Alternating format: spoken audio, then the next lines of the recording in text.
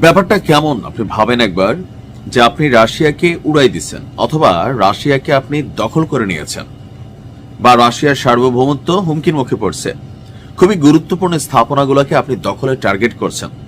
হঠাৎ করে জমিন ভাইরা বিশাল একটা পারমাণবিক বোমা আকাশের দিকে উঠে গেল, অটোমেটিক উঠে গিয়া টার্গেটের যে জায়গাগুলো আগে সেট করে দেওয়া হয়েছে, হতে পারে সেটা আমেরিকা, হতে পারে সেটা যুক্তরাজ্য, হতে পারে এটা ফ্রান্স, জার্মানি বা আরো যারা মিত্ররা আছেন গুটিবাজরা, তাদের দেশে গিয়া একের পর এক ঘটনা ঘটাই দিচ্ছে।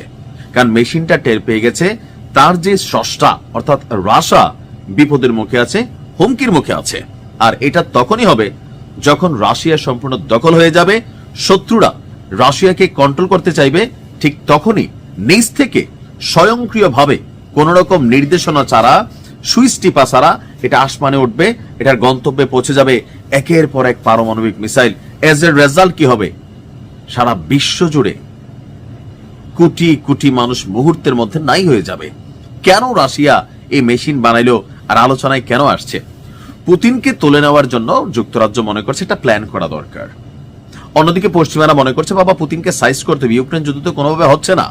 ট্রাম্প মনে করতেছে ভারতকে ধমকায় টমকায় রাশিয়া থেকে তেল কিনা বন্ধ করছে, সুতরাং রাশিয়ার অর্থনীতিতে ধস পড়বে আর পারমাণবিক যে মেশিনারিজ গুলো আছে এগুলো তারা নিয়ে নিবে। কিন্তু আদৌ কি এই পরিকল্পনা বাস্তবায়ন করতে পারবে? পারবে না। কেন বলছি? এখন যে যোগটা আসছে এখানে, উত্তর কোরিয়ার দেখলে আপনি বুঝবেন খুব বড় একটা রাষ্ট্র না, বাংলাদেশ থেকে ছোট আমার মনে হয় সাইজে টাইজে যতটুকু, কিন্তু এই রাষ্ট্রটার কাছে এমন এমন মেশিনারিজ আছে যেটার কারণে খোদ আমেরিকা তারে ঘাটে না। মেশিনটার নাম কি? পারমাণবিক। দক্ষিণ কোরিয়ারও নাই, জাপানেরও নাই। কাজ লাগলে আমেরিকা থেকে হাওলা টানে, তারা সাপোর্ট দেয় কিন্তু তাদেরকে তৈরি করতে দেয় না। কেন? তাহলে তাদের তো মোড়লগিরি শেষ হয়ে যাবে। বলা হচ্ছে রাশিয়ায় ডেড হ্যান্ড ব্যবস্থা নামক একটা জিনিস আছে, যার প্রকৃত নাম হচ্ছে পেরিমিটার। পশ্চিমা বিশ্লেষণে এমন এক স্বয়ংক্রিয় পারমাণবিক যন্ত্র আবিষ্কার করেছে রাশিয়া, যা মানুষের কোনো নির্দেশ ছাড়াই পৃথিবীকে ধ্বংস করে দিবে। বিশেষ করে ইউক্রেন যুদ্ধের প্রেক্ষাপটে রাশিয়ার পারমাণবিক হুমকি বাড়ার সঙ্গে সঙ্গে এই ডেড হ্যান্ড আলোচনায় উঠে এসেছে। ভয়াবহ ধারণা কতটা বাস্তব আর কতটা গুজব এ নিয়েও বেশ কিছু বক্তব্য আছে। বলা হচ্ছে যে প্যারিমিটার সিস্টেমকে বুঝতে হলে, অর্থাৎ এই মেশিনটাকে বুঝতে হলে শীতল যুদ্ধের সবচেয়ে উত্তেজনাপূর্ণ সময়গুলোতে যেতে হবে।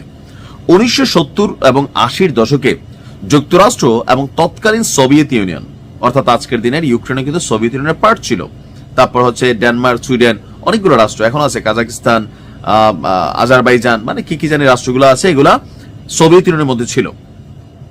উভয় পক্ষই একে অপরকে নিশ্চিহ্ন করার জন্য নানান ধরনের অত্যাধুনিক অস্ত্র তৈরিতে আপনার প্রতিযোগিতা মানে করছিল।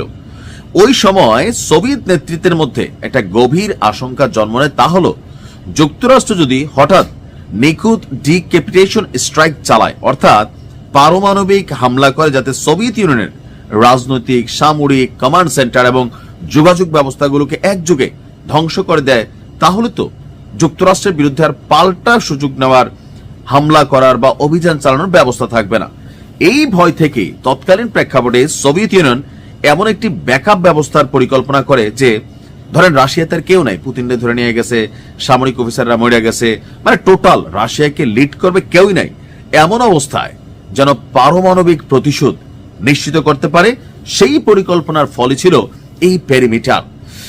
আর গুরুত্বপূর্ণ বিষয় হলো, এটাকে কেউ ড্যাডেন বলছেন, এটা রাশিয়ার সরকারি নাম নয়, রাশিয়ার এই ব্যবস্থাকে বলা হয় পেরিমিটার। ডেড হ্যান্ড শব্দটি পশ্চিমা বিশ্লেষক এবং সাংবাদিকদের তৈরি। বিশেষ করে মার্কিন গণমাধ্যম সাংবাদিক ডেভিড ই হফম্যান তার পুলিৎজার জয়ী বই, পুলিৎজার পুরস্কার হচ্ছে লাইক নোবেল সাংবাদিকদের জন্য এত বড় টাইপের, তো তিনিও পুলিৎজার পুরস্কার পেয়েছেন। তিনি তার বইয়ে দ্য ডেড হ্যান্ডে এই পেরিমিটারের নামটা সামনে নিয়ে আসেন।